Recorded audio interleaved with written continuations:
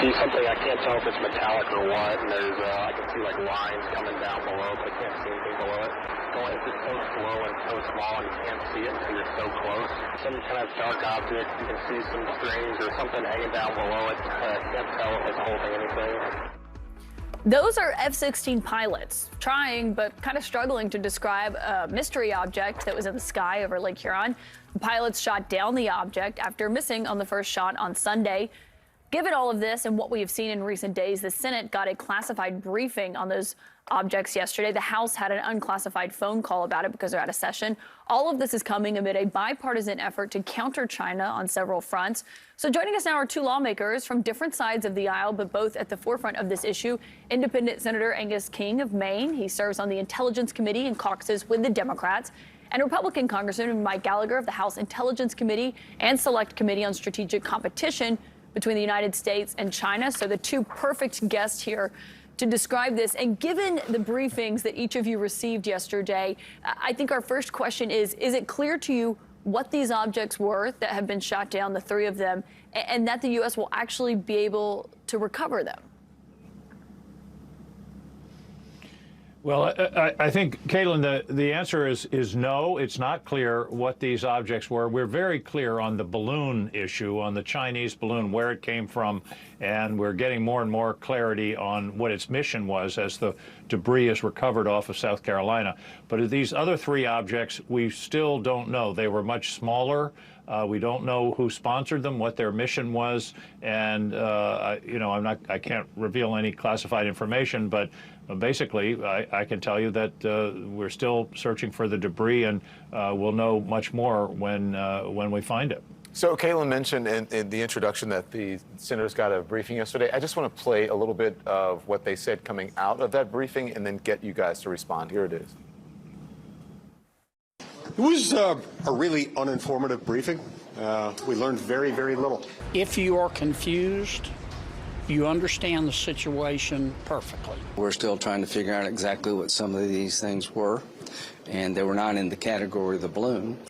So here's what I found interesting, Representative Gallagher, is that those gentlemen, and they didn't say it there, but Senator Kennedy from Louisiana, from my home state, said, if you were under the impression that things were just falling out of the sky, let me disabuse you of that. That is not happening here. Even Lindsey Graham saying, let's calm down a little bit. I was surprised because they had been so critical of the administration. What do you make of their reaction, and do you feel the same way? Well, for years now, we've had a problem with unidentified aerial phenomena, so-called UAPs, fouling our ranges, things showing up on our training ranges and us not knowing what they are. We've actually tried to get the administration, and the previous administration as well, to take this more seriously. We set up a special office to adjudicate these issues, but until now, until it burst into public view, it really didn't get the attention it deserved, and which is why we need to conduct serious oversight of this. The second thing I'd say is there are times when national security demands secrecy. I get it. I'm an intel officer by trade. I think now is a time that demands complete transparency. Americans are unnerved. They're concerned about the idea that we don't have complete control over what's happening in our airspace. So I would urge the administration just to err on the side of transparency. Put it all out there in the open for people to see, including the first incident. Put the Chinese spy balloon, once we analyze it, out there so we understand exactly what's happening in our airspace. You don't feel that they're being as transparent as they can be? Well, I think right now, as Senator King alluded to, there's a lot of unanswered questions with the incidents 2, 3, and 4. That I don't fault them because there's an ongoing recovery effort, and until we recover it and analyze it, we won't know the origin of that. But I really think now we just need to be open and honest. I've been disappointed with some of the details in these briefings. I'm hoping we get more details going forward. This is an area where we have bipartisan concerns, and I think we can resolve it in a bipartisan fashion. Senator, do you agree with that? Do you think they should be more public about, what they do know and don't know? Yes, absolutely. It's the instinct of the intelligence community to hold information tight, even if it isn't necessary. The real reason for keeping things classified is not revealing sources and methods. How did we learn things? We don't want to signal that to our adversaries.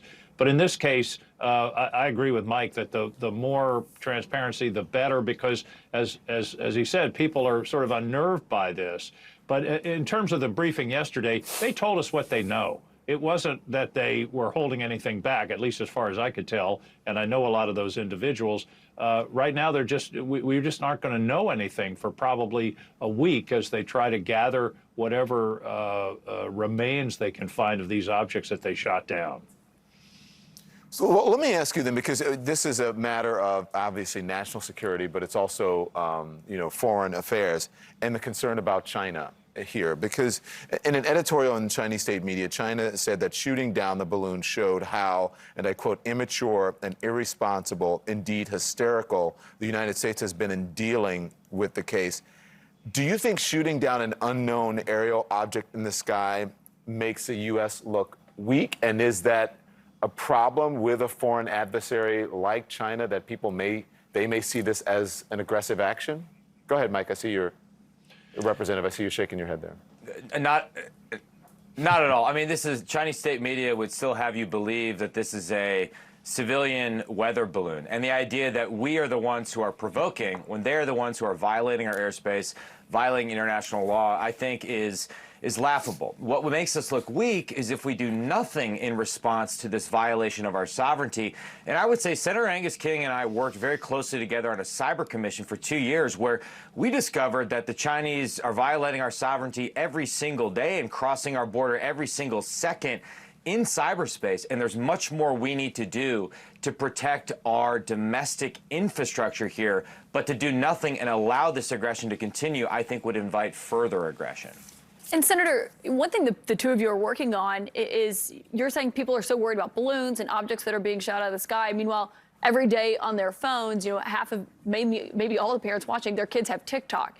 And you're saying that those surveillance efforts, you said, basically Americans are voluntarily giving up their browsing and viewing habits to the Chinese government.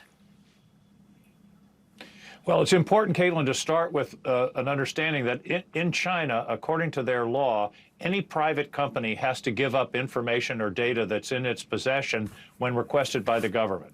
So, in effect, that makes every private company, whether it's TikTok or anything else, Huawei, an agent of the Chinese government.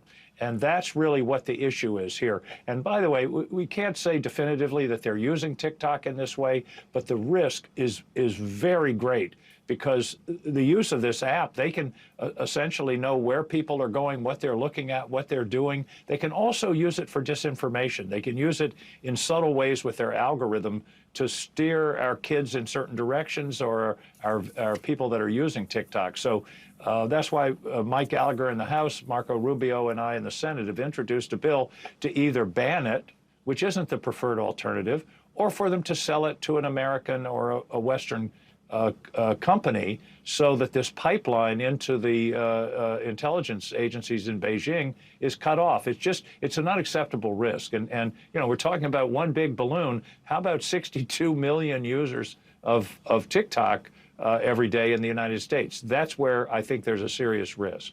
Well, let's hope something can get done with both parties in the House and the Senate. Thank you, gentlemen, for joining us this morning. We appreciate it.